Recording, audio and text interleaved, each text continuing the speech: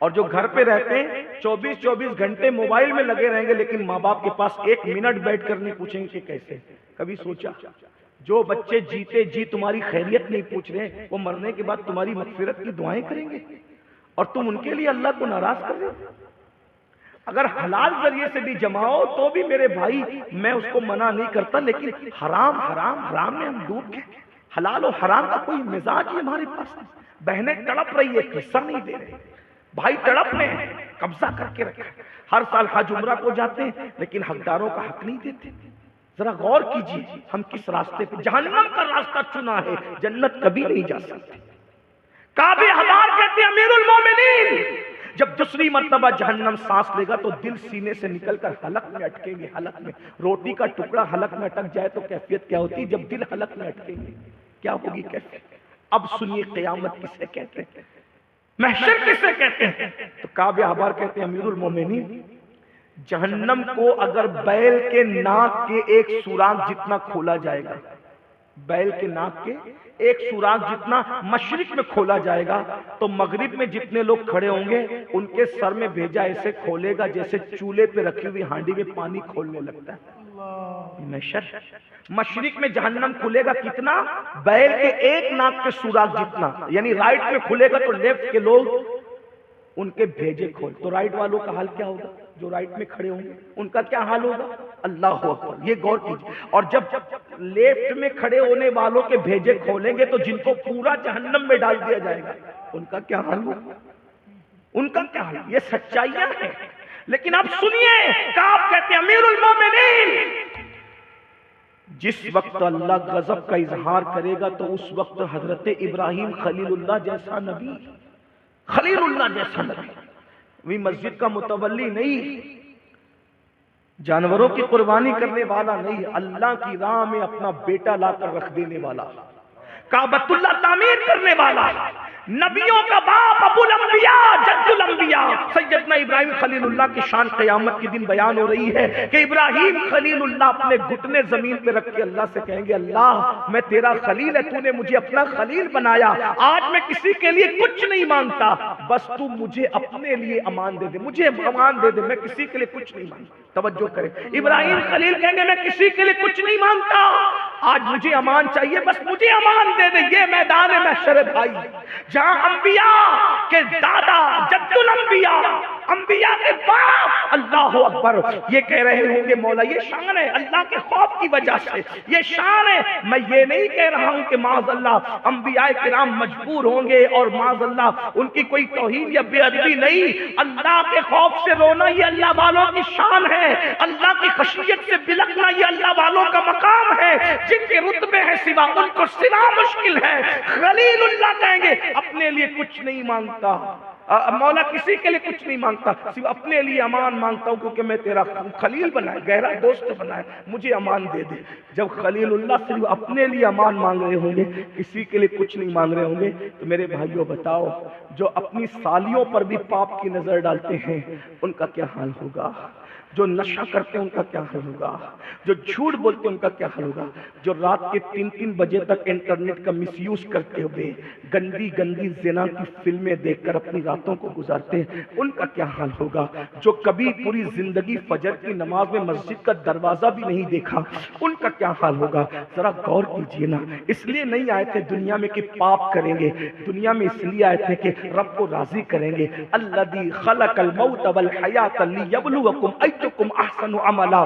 ہم اعمال حسنہ کرنے کے لیے آئے تھے. اللہ فرماتا ہے زندگی اور موت کو ہم نے اس لیے پیدا کیا کہ لوگوں کو آزمائے، لوگوں کا امتحان لے کہ کون تھوڑی سی زندگی کو پا کر اچھا عمل کرتا ہے. حضرت ابراہیم خلیل اللہ کی داستان فاروق اعظم نے سنی تو بلک بلک کر رونے لگے.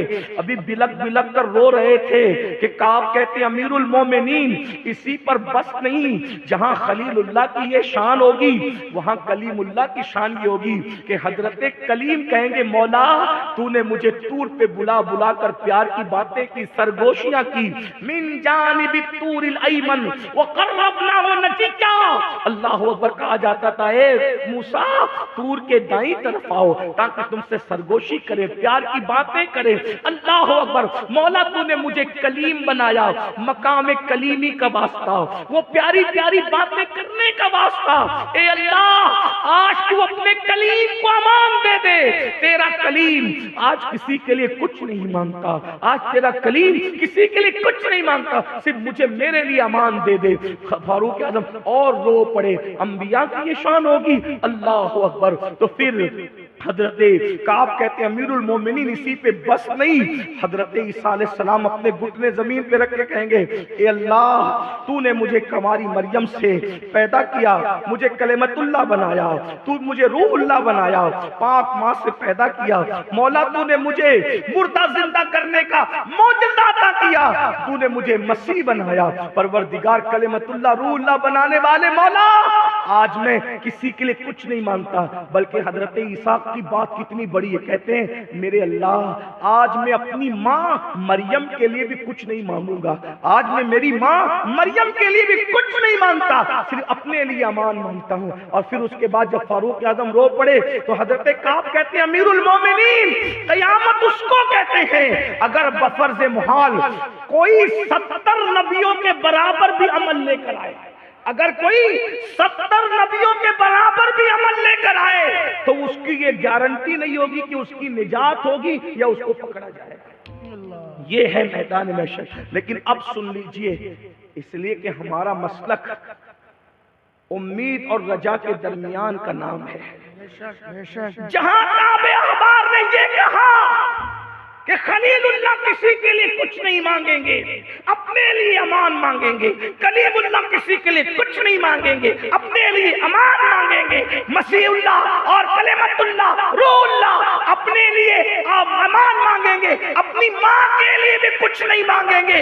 उसी वक्त लोग ये मंजर भी देखेंगे कि एक हस्ती होगी जो अपने सर को सजदे में रखकर अपने लिए कुछ नहीं मांगेंगे, बल्कि रब्बी हबली उम्मती, रब्बी हबली उम्मती का तराना। वाह वाह वाह वाह वाह वाह वाह, नारे तकबीर, नारे रिसालत, कहो तुम। ये भी महशर है कि सब कह रहे हैं अपने लिए अमान चाहिए, किसी के लिए कुछ नहीं चाहिए। और यहाँ कहा जा रहा है तूने हमें सब कुछ दे दिया, अपने लिए कुछ नहीं चाहिए, उम्मत के लिए अमान चाहिए। लेकिन उम्मत, अब यहाँ पर गुफ्तगू का आखिरी हिस्सा पेश कर दूं, गुफ्तगू का आखिरी हिस्से की तरफ चलते हैं। आप बहुत अच्छे से सुन रहे हैं, यही अहले इल्म की सोहबत की बरकत है कि क्या माहौल है आपके यहाँ, अच्छा लगा यहाँ आकर के।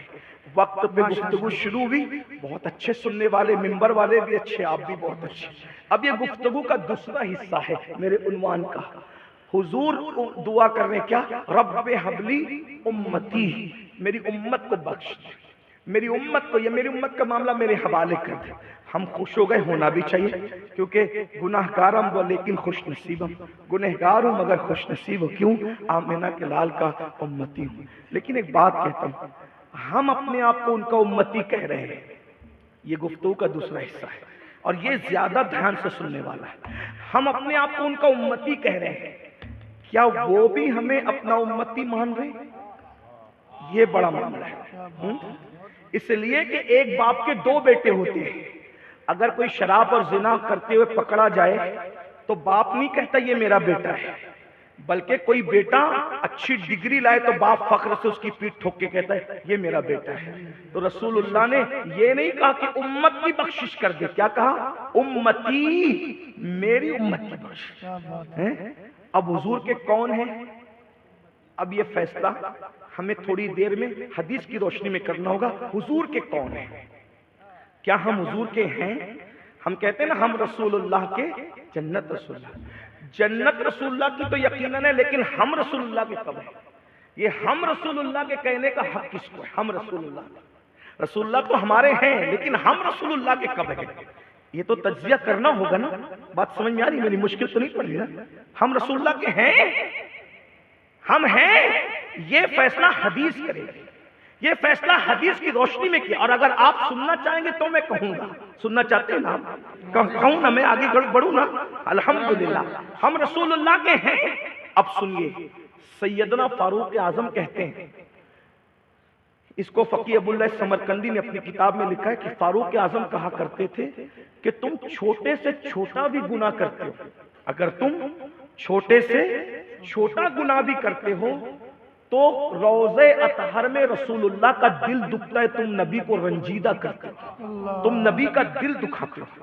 اب میں اپنے جوانوں کی خصوصی توجہ چاہتا ہوں، جو اپنی ماں کا دل دکھائے، مرتے وقت اس کی زبان پہ کلمہ نہیں آتا، اور فاروق اعظم کا یہ قول سامنے رکھیں کہ تم چھوٹے سے چھوٹا گناہ کرتے ہو تو روضہ رسول میں نبی کی مزار میں تم نبی کو رنجیدہ کرتے ہو، غمگین کرتے ہو، نبی کا دل دکھاتے ہو۔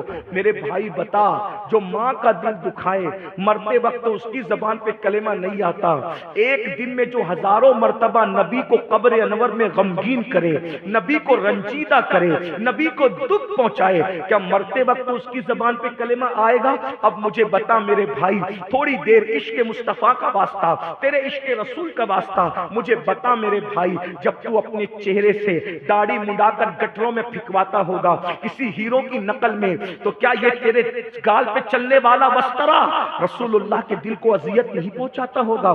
رسول اللہ کے دل کو رنجیدہ نہیں کرتا ہوگا؟ ہاں ہاں میرے بھائی، جس ماں کے قدموں کے نیچے جنت ہے، جو باپ جنت کا دروازہ ہے، جب تو اس ماں کو رلاتا ہوگا، وہ ماں کہتی ہوگی بیٹا میں بیمار ہوں، مجھے دوا کے پیسے تو دے دے، تو جس وقت تو کمرے میں کہتا ہوگا او بڈھی او ڈوکری، کیا میں تجھے سب پیسے تیرے اوپر خرچہ کر دوں، جتنا کماؤں سب کچھ پہ لگا دوں، کب تک تیرے پیچھے میں لگاتا رہوں گا؟ تو مرتی کیوں نہیں؟ تو دنیا سے جاتی کیوں نہیں؟ فلاں کی ماں مر گئی، فلاں کی ماں مر گئی، تو کتنی عمر لے کر کے آئی؟ سب کو مار کر کے تو مرے گی۔ یہ جملے ماں باپ 80% ماں باپ روز سنتے ہیں، اس لیے کہ ہم پبلک لیول کے لوگ ہیں، لوگوں کے مسائل ہمارے درمیان روز آتے ہیں۔ یاد رکھنا، نعت خانوں اور قوالوں اور علماء اور مشائخ پر پیسے لٹا کر ویڈیو میں آنے والوں، ہم ان کو پیسے دینے کے لیے منع نہیں کرتے کہ بتاتا ہوں، یہاں لٹانے والوں کیا کبھی اپنے ماں پر بھی ایسے ہی لٹایا ہے؟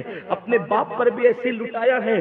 ذرا بتاؤ تو صحیح، وہاں ترساتے ہو اور یہاں لٹاتے ہو کس لیے؟ ایک بات یاد رکھنا، پیر پہ خرچہ کرنے سے زیادہ، عالم پہ خرچہ کرنے سے زیادہ، مسجد پہ خرچہ کرنے سے زیادہ، مدرسے پہ خرچہ کرنے سے زیادہ، حج پہ خرچہ کرنے سے زیادہ، سب پہ خرچہ کرنے سے زیادہ، سب سے زیادہ ثواب اگر کسی پہ خرچہ کرنے پہ ملتا ہے تو ماں باپ پہ خرچہ کرنے پہ ملتا ہے۔ نادان بچہ بیمار ہو جائے تو ڈاکٹر کو کہتا ہے میں اپنا کھیت بیچ دوں گا، میرے بچے کی جان بچا لو، اور ماں باپ کے لیے کہتا ہے تم مرتے کیوں نہیں؟ یاد رکھنا میرے بھائی، تیری آنکھوں پہ پٹی ہے، تو غافل ہے، تو سمجھ ہی نہیں پایا، خدا نے تیری جنت تیرے گھر میں اتاری ہے، تیرے گھر میں تیری جنت موجود ہے۔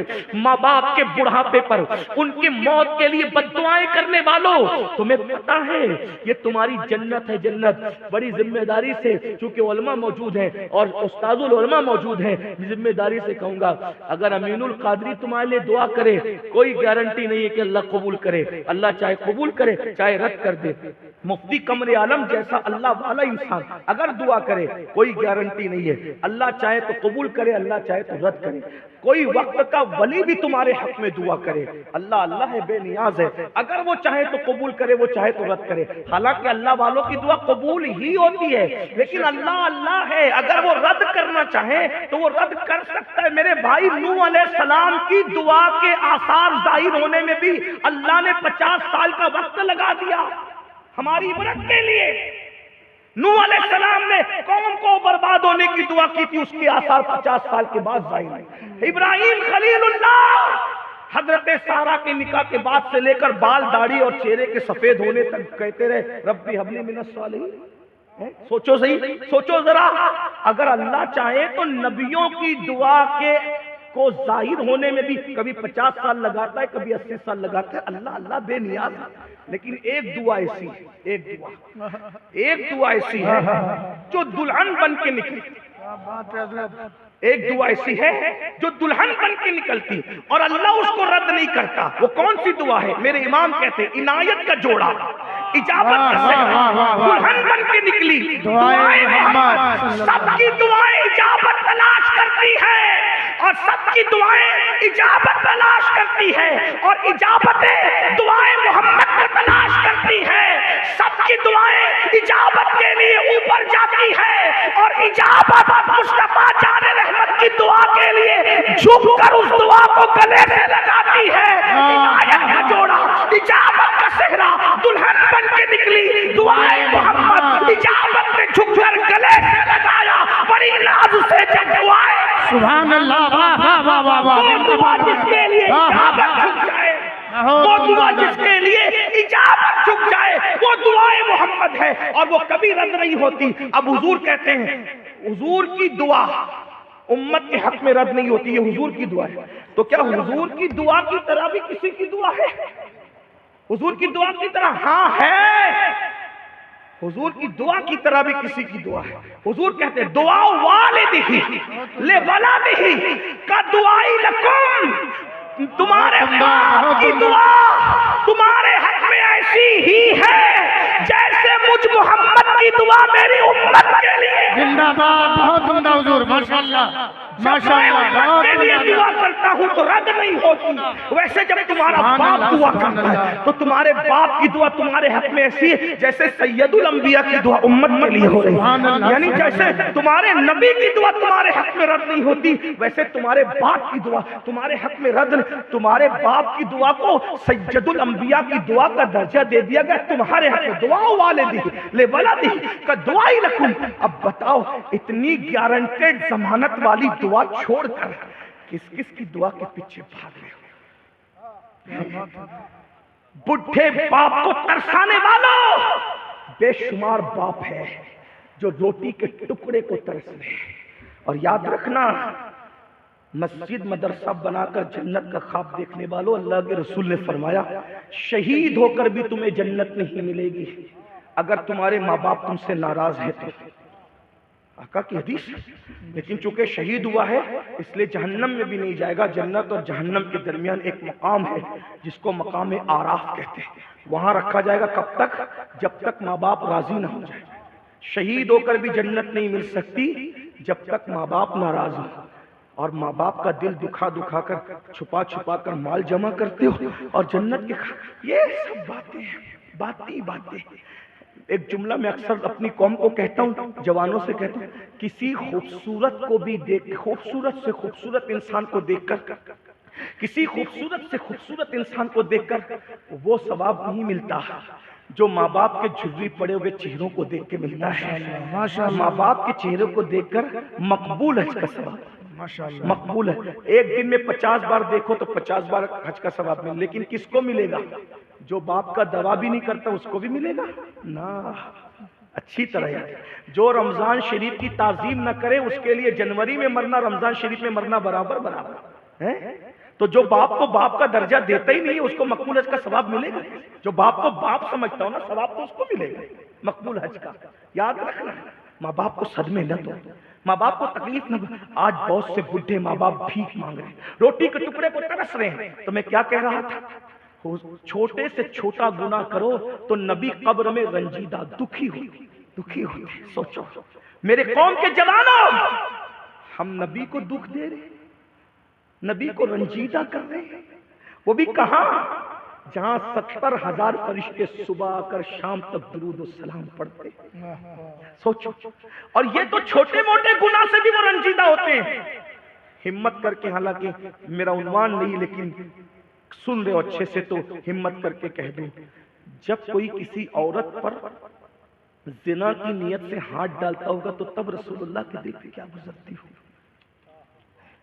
جب کوئی کسی پڑوسن کے ساتھ زنا کرتا ہوگا تو رسول اللہ کے دل پہ کیا گزرتی ہوگی؟ اس لیے کہ ہم نے اس نبی کا کلمہ نہیں پڑھا ہے جو دیوار کے پیچھے کی خبر نہیں رکھتا۔ یہ تو کسی اور لوگوں کا عقیدہ ہے کہ نبی ہوتا ہی وہ ہے جس پہ سب آئے۔ ارے اور ہمارا نبی تو وہ نبی ہے کہ اور نبیوں نے جو نہیں دیکھا وہ بھی ہمارے نبی نے دیکھا، اور نبیوں کی سوچ جہاں تک نہیں پہنچی وہاں تک ہمارے نبی کی ذات پہنچی، اور ہمارا نبی تو ایسا دیکھنے والا ہے کہ جس کی نگاہ سے خدا کی ذات نہ چھپی اس کی نگاہ سے میرے اور آپ کے اعمال کیا چھپ سکتے ہیں؟ اب بتائیں، اب تھوڑا تصور کریں، تھوڑا دھیان دیں، پورا محشر ٹکا ہوا ہے کس پر؟ میری بات اچھی طرح سمجھ میں آ رہی ہے تو جواب دے دیں کہ پورا معاشر کس پہ ٹکا ہوا ہے؟ حضور پر، ہے نا؟ پورا معاشر کس پہ ٹکا ہوا ہے؟ حضور پر۔ یعنی حضور اگر منہ پھیر لیں، اگر حضور منہ پھیر لیں کیا ہو؟ پھر میدان محشر ہمارا ناکام ہو گیا۔ اب مجھے بتاؤ، سب حضور کے پاس جانے والے، حضور کرم کیجیے، حضور کرم کیجیے، اور کون کون جا رہے ہیں حضور کے پاس تمہیں پتا ہے؟ کون کون جا رہے ہیں؟ صرف مولوی، مولانا، عالم، مفتی، ولی، کتب، ابدال نہیں، اللہ کے رسول کی صحیح حدیث ہے، آقا فرماتے قیامت کے دن خلیل اللہ کو بھی میری حاجت ہوگی، ابراہیم خلیل اللہ بھی میری طرف دیکھیں گے، ان کو بھی میری حاجت ہوگی۔ میرے آقا نے فرمایا، میرے امام کہتے ہیں وہ جہنم میں گیا جو ان سے مستغنی ہوا ہے خلیل اللہ کو حاجت رسول اللہ کی، جب خلیل اللہ کو ان کی حاجت ہوگی تو مجھے اور آپ کو نہیں ہوگی، تو ہم بھی جائیں گے، ہم بھی جائیں گے، حضور کے پاس جائیں گے۔ اب بتائیں، حضور سے کہیں حضور مجھ پہ بھی کرم کر، میری بھی شفاعت کر دیجیے، مجھے بھی جنت میں پہنچا دیجیے۔ وہاں حضرت آدم کہیں گے نفسی نفسی، نوح کہیں گے نفسی نفسی، موسیٰ عیسیٰ علیہ السلام کہیں گے نفسی نفسی، سب انبیاء نفسی نفسی کہیں گے۔ سبھی رسول نے کہا اذهبوا الی غیری، میرے حضور کے لب پر انا لہا ہوگا۔ اللہ اکبر، اللہ اکبر۔ اے بے کسوں کے آقا، اب تیری دعائی ہے، حضور ہی کی دعائی، حضور ہی بخشوائیں گے۔ اللہ اکبر۔ اب حضور کے پاس گئے، اب تصور کرنا، تصور کرنا، حضور کے پاس گئے۔ دوسری حدیث سن لو، دل کے کانوں سے سن۔ آقا فرماتے ہیں جو جان بوجھ کر نماز چھوڑ دے، آقا کی حدیث سن، جو جان بوجھ کر نماز چھوڑ دے، آقا فرماتے قیامت کے دن اس کے ساتھ میرا کوئی وعدہ نہیں ہے، وہ میرے ذمے سے خارج ہو گیا، وہ میرے ذمے سے باہر نکل گیا۔ جو جان بوجھ کے نماز چھوڑے اس کے ساتھ میرا کوئی وعدہ نہیں، میں محمد اس سے بیزار ہوں، وہ میرے ذمے سے باہر ہے، میرے ذمے سے خارج ہے۔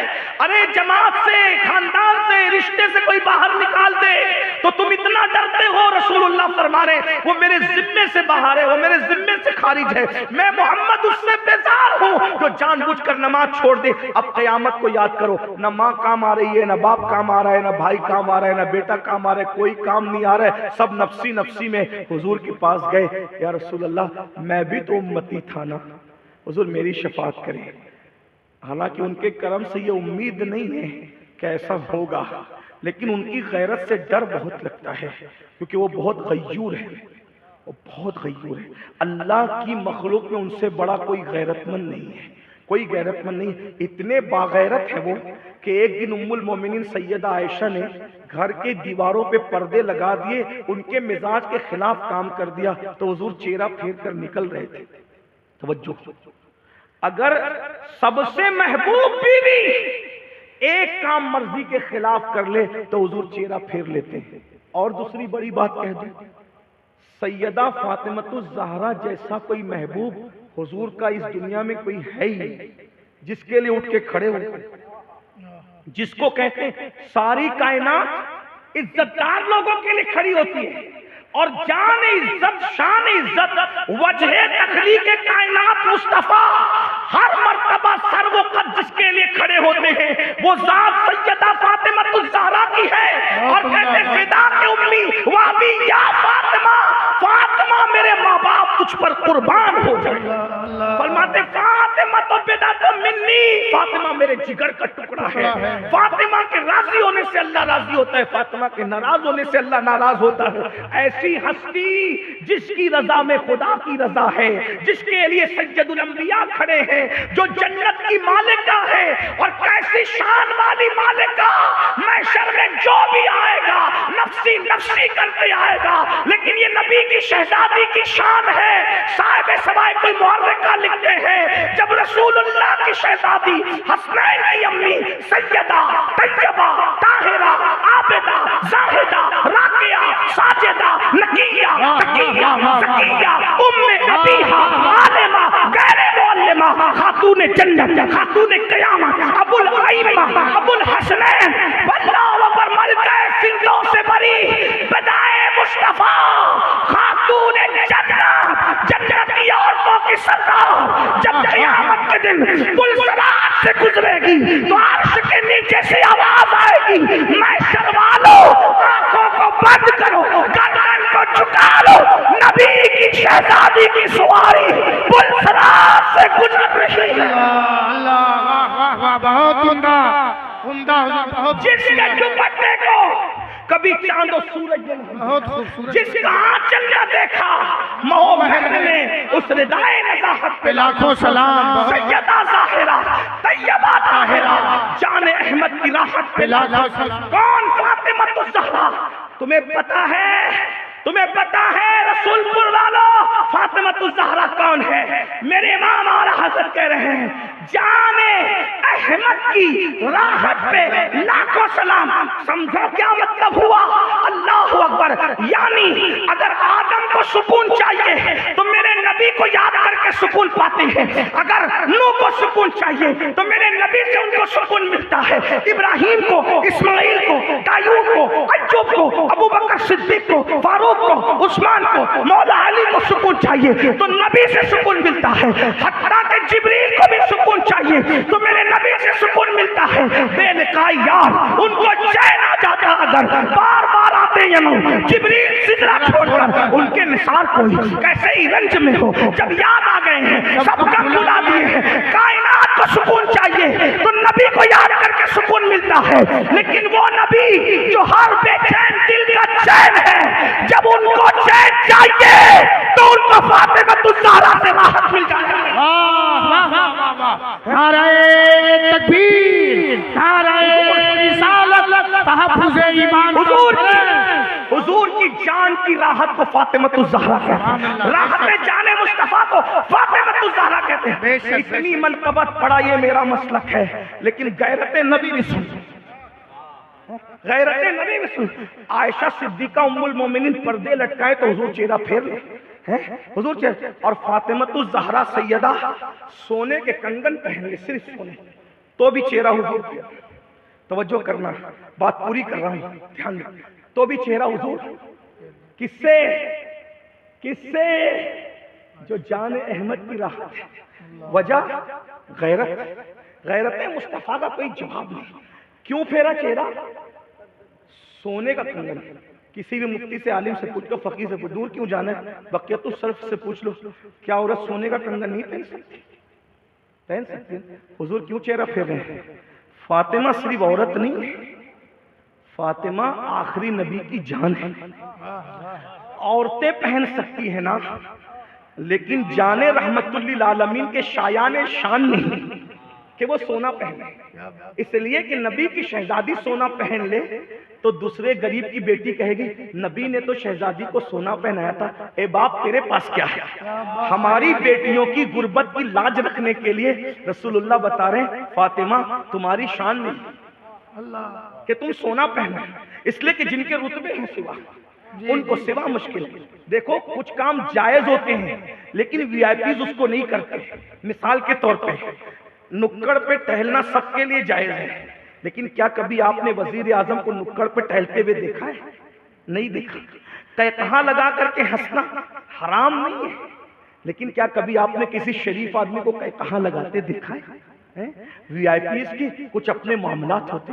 दौड़ना कोई हराम नहीं है, लेकिन आप कभी किसी शरीफ आदमी को दौड़ते हुए नहीं देखेंगे।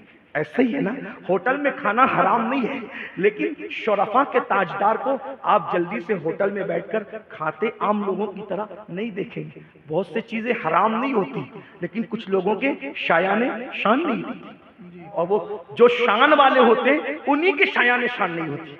इतनी बात करने के बाद सोचो, अगर सैयदा हराम नहीं है, नाजायज नहीं, बल्कि सैयदा के बारे में तो हमारा अकीदा है कि खता गुनाह लग़्ज़िश कभी उनके करीब से गुजर कर भी नहीं जाती है।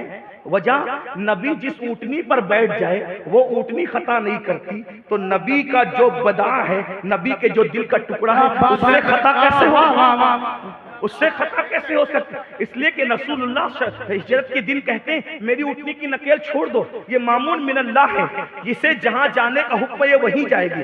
तो जब नबी के ऊँटनी के कदम नहीं बहकते तो नबी की शहजादी के कदम कैसे बहक सकते? वो लोग बहक गए हैं जो रसूलुल्लाह की शहजादी के रास्ते बहकने की बात कर रहे हैं, लेकिन रसूलुल्लाह की शहजादी के कदम कभी बहक नहीं। अरे जो उनके गुलाम हो जाए वो महफूज हो जाते हैं, अगरचे वो मासूम नहीं है, लेकिन खुदा ने ان لوگوں پر اس طریقے سے طہارت اور حفاظت کا پیرا بٹھا دیا ہے کہ خطا گناہ لغزش کبھی ان کے قریب سے گزر کر بھی نہیں جاتا. لیکن شایان شان نہ تھا.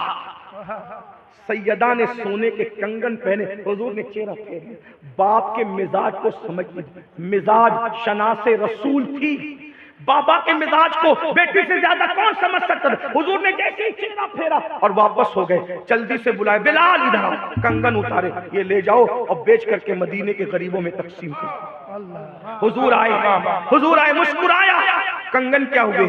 حضور جب دیکھا کہ آپ منہ پھیر کر کے چلے گئے نا, منہ پھیر, نبی کی شہزادی, میرے گھر سے آپ منہ پھیر کے چلے گئے, میں نے کنگن بیچ دیے. محبوب کو گوارا نہیں, آقا کو گوارے, بیچ کے غریبوں میں تقسیم کر دو. آقا نے فرمایا محمد اور آل محمد کے لیے آخرت ہے, تمہارے شایان شان نہیں تھا. لیکن اب یہاں پر گفتگو اینڈ کرتے ہوئے میرے اور آپ کے مفاد کے لیے آپ سے بھی مخاطب ہو کر اپنے آپ سے بھی مخاطب ہو کے کہتا ہوں, اگر سیدہ سونے کے کنگن پہن لے تو حضور چہرہ پھیر کر کے چلے جائیں.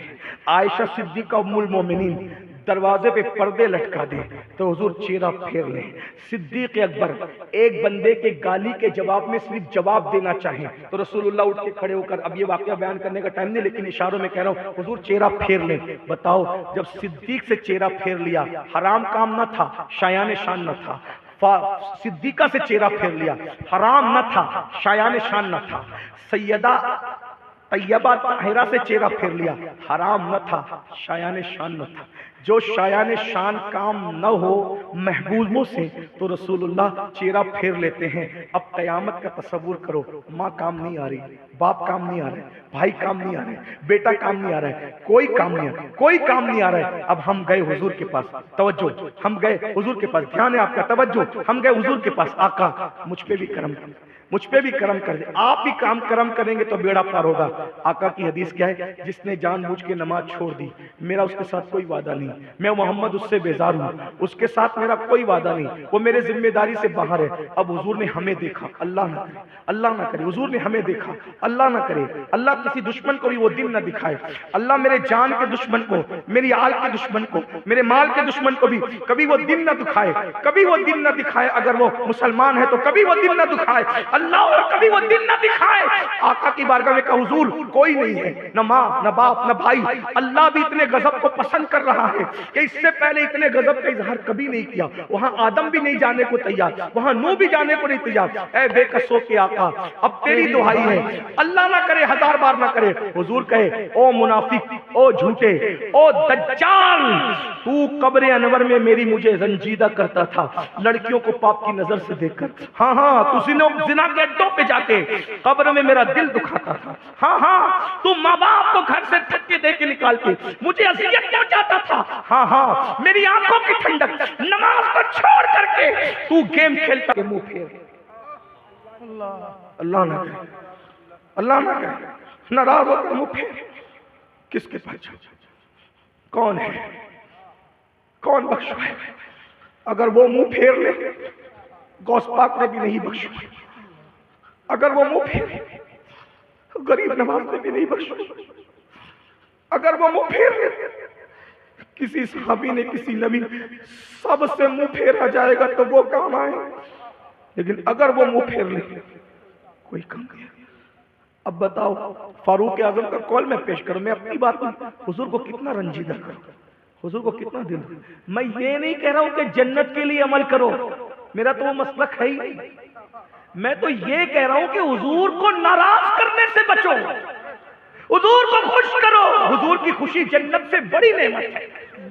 جنت چھوٹی چیز ہے, حضور کی رضا بڑی چیز ہے. اب میں یہ نہیں کہتا کہ تم کیا کرتے ہو, کون کیا کرتا ہے, میں نہیں کہتا, میں صرف اتنا کہتا ہوں خود کیا کر رہے ہو سوچو. آپ اپنے پیر سے, آپ اپنے ماں باپ سے, آپ اپنے دوستوں سے, آپ اپنے احباب سے, سب سے اپنے اعمال چھپا سکتے ہو, رسول اللہ سے اپنے اعمال نہیں چھپا سکتے. کب تک اپنے نبی کا دل دکھاؤ گے؟ کبھی آپ اپنے آپ پہ ڈوب کے سوچو کہ میں حضور کو کتنی اذیت دے رہا ہوں. ایک بات کہہ دوں آگے بڑھ کے, طائف میں رسول اللہ کو جو پتھر مارے گئے تھے نا, وہ پتھر حضور کو اتنی تکلیف نہیں پہنچاتے جتنے ہمارے گناہوں کی رپورٹ حضور کو تکلیف پہنچاتے. اللہ, اسی لیے بچے تھے. ارے طائف کے گنڈے تو طائف سے نکلنے کے بعد حضور کا کچھ بگاڑ نہیں سکے، لیکن قبر انور میں حضور کا دل دکھا ہے۔ ہمارے گھروں کا حال سوچو، بیٹیاں بے پردہ نکل رہی ہے بازار میں، نبی کے دل پہ کیا گزرتی؟ ہماری جوان بیٹیوں کو ہم کالج اور کوچنگ کے نام پر پکنک پر بھیجتے ہیں نامحرموں کے ساتھ۔ جس مذہب میں عورت نامحرم کے ساتھ حج کو نہیں جا سکتی، جس مذہب میں عورت نامحرم کے ساتھ حج کو نہیں جا سکتی، اس مذہب کی بچیاں پکنک پہ، اسکول کالج کی پکنک کے نام پہ نامحرموں کے ساتھ پکنک پہ جا رہی ہیں۔ سوچو نا ذرا، بیوٹی پارلر تک ہماری بیٹیاں شادی کے موقع پہ چہرہ بنانے جا رہی ہیں۔ کبھی غیرت نہیں آئی کہ حضور کو کیا تکلیف پہنچا رہے ہو؟ ہم ہی بچے تھے، عاشقوں کا کام یہی ہوتا ہے، دل دکھانا ہوتا ہے عاشقوں کا کام۔ ارے جس مذہب اور مسلک میں عورت مسجد میں نماز پڑھنے نہیں جا سکتی، اس مذہب کی ماننے والی بیٹی بیوٹی پارلر کیسے جا سکتی ہے؟ کبھی سوچا، کبھی غور کیا؟ ہمارے نبی کی شہزادی کے دوپٹے کو چاند و سورج نہ دیکھے، اور ہم معاذ اللہ اپنی بیٹی کو کسی کے بھی ساتھ اکیلے اسکول بھیجنے، کالج میں اسکول کالج پڑھانے کے لیے میں منع نہیں کرتا، میں تو علماء کے پیچھے ہوں، لیکن اتنا ضرور کہوں گا ایسی تعلیم کو آگ لگے جو مذہب اور مسلک کو چھوڑ کر کے حاصل کی جائے، جو حیا کا جنازہ نکال کر حاصل کی۔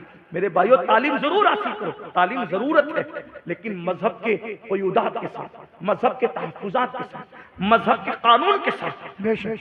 ایک باپ اپنی بیٹی کو خود کالج کے دروازے تک پہنچا سکتا ہے، اس کی عزت کو تحفظ کر سکتا ہے تو کرے۔ آج ہماری بیٹیاں غیروں کے رانوں پر ہاتھ رکھ کر کے مہندیاں لگا رہی شادی کے موقع پر، اور ہم نے اس کو فیشن کا نام دیا ہے۔ پاکستانی سیریلوں کے نام پہ منگنی کے موقع پر لڑکا لڑکی کو منگنی کے موقع پہ سونے کی انگوٹھی پہنا رہا ہے، یہ فیشن، لعنت ہو اسے پاکستانی سیریلوں پر۔ ہم کسی سیریل کے پابند نہیں ہیں، سیریلوں کے متعلق زندگی وہ گزارے جو لوگوں کے پاس رسول اللہ کا قانون نہیں ہے۔ ہم کسی سیریل پہ کیا زندگی گزاریں گے؟ ہمارے پاس رسول اللہ کی پاکیزہ زندگی موجود ہے، ہمارے پاس شریعت موجود ہے، اور اتنی خوبصورت حضور کی زندگی ہے، اتنی خوبصورت کسی کی نہیں۔ تیری سیرت، تیری صورت زمانے سے نرالی ہے، تیری ہر ادا پیارے دلیل بے مثال۔ ہم یہ سب کام اس لیے کر رہے ہیں کہ ہمارے پاس تعلیم نہیں ہے، ایجوکیشن نہیں ہے۔ آج بچیاں ارتداد کی طرف جا رہی ہیں، آج بچے ارتداد کی طرف جا رہے ہیں، مذہب اور مسلک سے باغی ہو رہے ہیں۔ آج ضرورت ہے ہم اپنے بچوں کو ڈاکٹر بنائیں، ٹیچر بنائیں، انجینئر بنائیں، لائر بنائیں، سب بنائیں، لیکن سب سے پہلے ان کو مسلمان بنائیں۔ اتنا علم دو اپنے بچوں کو کہ ہمارے مرنے کے بعد ہمارا بچہ ہمارا جنازہ پڑھا سکے۔ جب بچہ پیدا ہوا ہم بچے کے کان میں اذان دینے کے قابل نہیں تھے، اور جب ہم مر گئے تو ہمارے بچہ ہمارا جنازہ پڑھانے کے قابل نہ رہا۔ کیا دیا، کیا لے کر آئے تھے، کیا لے کر گئے؟ اب باپ کی اذان کان میں نصیب نہ ہوئی اور بیٹے کا جنازہ نصیب نہ ہو سکا، یہی ہے۔ اس لیے آج دارالعلوم کا جلسہ ہے، میری گزارش ہے جو کچھ آج سے پہلے ہوا توبہ کرو، اپنے نبی کو مناؤ، حضور سے کہو یا رسول اللہ ہم سے بھول ہوئی، ہم نے آپ کا بہت دل دکھایا نا۔ دل دکھانے کا ہمارا مقصد نہیں تھا، یقیناً مقصد نہیں تھا، لیکن آپ کا دل دکھ گیا، کیونکہ فاروق اعظم نے بتایا کہ جو گناہ کرتا ہے نبی کا دل دکھاتا ہے۔ اور جب بھی دل چاہے نا گناہ کرنے کو تو سوچ لینا، کار میں بیٹھ کر جب گانا سننے کو دل چاہے تو سوچنا ادھر گانا اسٹارٹ ہوگا، ادھر نبی کے دل پہ کیا گزرے۔ کسی عورت پر جب بد نظری کرنے کو دل چاہے تو سوچ لینا ادھر میں بد نظری کروں گا، ادھر حضور کے دل پہ کیا گزرے۔ جب جوا کھیلنے کو دل چاہے، وہ جوا جس کے بارے میں امام غزالی کہتے ہیں جو جوا کھیلتا ہے قیامت کے دن اس کا ہاتھ سور کے خون میں رنگا ہوا ہوگا، خنزیر کے خون میں رنگا ہوا ہوگا۔ امام غزالی لکھتے ہیں جو موبائل پر کوئی دبئی میں بیٹھ کے، کوئی کلکتہ میں بیٹھ کے، کوئی بمبئی میں بیٹھ کے نیٹ پہ کنیکٹ ہو کر کے جو موبائل پہ گیم جو جوا کھیلتے ہو، قیامت کے دن تیار رہو، سور کے خون میں ہاتھ رنگا ہوگا۔ آج جلسے میں آئے ہو نا، سب تب کے بیٹھے ہو، جیسے ہی جلسہ ختم ہوگا حضور قمر العلماء کا ہاتھ چوموں گا، چومنا بھی چاہیے۔ میں نے بزرگوں کے ہاتھ چومنے کی بڑی فضیلت پڑھی، بزرگوں سے ملنے کی بڑی فضیلت پڑھی۔ ایک ایسا بادشاہ جس نے کئی لوگوں کو قتل کیا، بلکہ کئی 100 لوگوں کو قتل کیا، لیکن اس کو لوگوں نے جنت میں دیکھ لیا۔ خواب تھا، خواب بتا رہا ہوں۔ تو لوگوں نے پوچھا اے اللہ کے دشمن تو جنت میں کیسے آیا؟ تو اس نے کہا میں نے ایک مرتبہ امام حسن بصری کے ہاتھ چوم لیے تھے عقیدت سے، اسی کے صدقے مجھے جنت مل گئی۔ یہ بات بھی ہے، قمر العلماء کا ہاتھ چوم، ان کے شہزادے اور بھی علماء سنا ہے، مفتی شیر بہار کے شہزادگان بھی موجود ہے آئے ہوئے، اور بھی لوگ موجود ہیں، تو سب کے ہاتھ چومنے کی آپ کوشش کریں گے، اچھی بات ہے۔ لیکن ایک بات کہتا ہوں، جلسے میں تو علماء ہیں، جلسے میں علماء ہیں، لیکن قیامت میں ایسا جلسہ ہے جس میں علماء نہیں ہے، صرف جانے علماء ہے، مصطفیٰ جانے، اور آقا قیامت میں اپنی امت سے مصافحہ کریں گے، یہ بھی قیامت ہے، قیامت میں یہ بھی حضور اپنی امت سے مصافحہ کریں۔ اب سوچو جنہوں نے جوا کھیلا ہوگا، ان کے ہاتھ سور کے خون میں رنگے ہوں گے، تو کیا سور کے خون کے ہاتھ بھرے لے کر کے وہ حضور سے مصافحہ کر سکے گا؟ توبہ کر، توبہ ہمارے مذہب میں وہ ہے التائب من الذنب کمن لا ذنب لہ، گناہ سے توبہ کرنے والا ایسے ہے جیسے اس نے گناہ کیا ہے۔ توبہ کر، سیدی محبوب الہی کہتے ہیں متقی کا نام اعمال اور توبہ کرنے والے کا نام اعمال دونوں اکول ہوتا ہے۔ متقی کے نام اعمال میں کوئی گناہ نہیں ہوتا اور توبہ کرنے والے کے نام اعمال میں کوئی گناہ نہیں ہوتا۔ کیوں نہیں ہوتا؟ متقی کے نام اعمال میں گناہ اس لیے نہیں ہوتا کہ اس نے گناہ کیا نہیں، اور توبہ کرنے والے کے نام اعمال میں گناہ اس لیے نہیں ہوتا کہ کیا تو تھا مگر توبہ کر لیا تو اللہ نے سب معاف کر دیا، سب ڈیلیٹ ہو گیا، ختم ہو گیا، پورا نام اعمال پاک و صاف ہو گیا۔ غور کیجئے، یہ توبہ ہے، اور توبہ کے لیے شرط کان کھینچنا نہیں، گال پیٹنا نہیں۔ توبہ کے لیے شرط کیا ہے؟ صدق دل سے اللہ کی بارگاہ میں شرمندہ ہو جانا، نادم ہو جانا، آج سے جو ہوگا معاف کر دے، آئندہ نہیں کروں گا۔ اور جب وعدہ کر لیا تو توبہ پہ قائم رہنا، کس طرح سے؟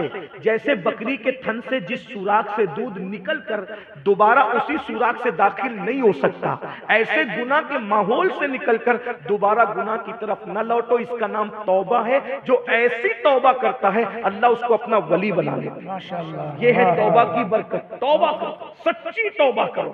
اگر آپ کے تھکنے کا خوف نہ ہوتا تو میں توبہ کے بارے میں ایک روایت پڑھتا، لیکن بہت ٹائم ہو گیا اس لیے ابھی نہیں پڑھتا، میں بات اسی پہ اینڈ کر رہا ہوں۔ بہرحال جو ہوا سو ہوا، توبہ کرو، استغفار کرو، معافی طلب کر لو اللہ سے، حضور کو مناؤ، راضی کرو۔ اور ابھی تو 2 دن کے بعد شب برات بھی آنے والی ہے، توبہ کی رات، خوب توبہ کرو۔ بنی قلب کی بکریوں کی تعداد کے برابر لوگ بخشے جاتے ہیں، یعنی میں سمجھتا ہوں کہ سبھی مسلمان بخشے دیے جاتے ہیں، چند کے۔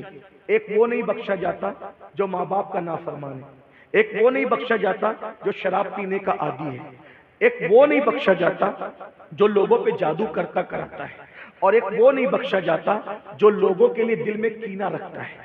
اس لیے 4 میں سے جو بھی کام کرتے تھے پہلے معافی مفول کر لو، ماں باپ کو راضی کر لو، کوئی شراب پیتا ہو تو وہ چھوڑ دے، کسی پہ جادو کیا کرایا ہو تو اس سے توبہ کر لے، اور خاص طور پر اپنے دل سے کینہ نکال دو۔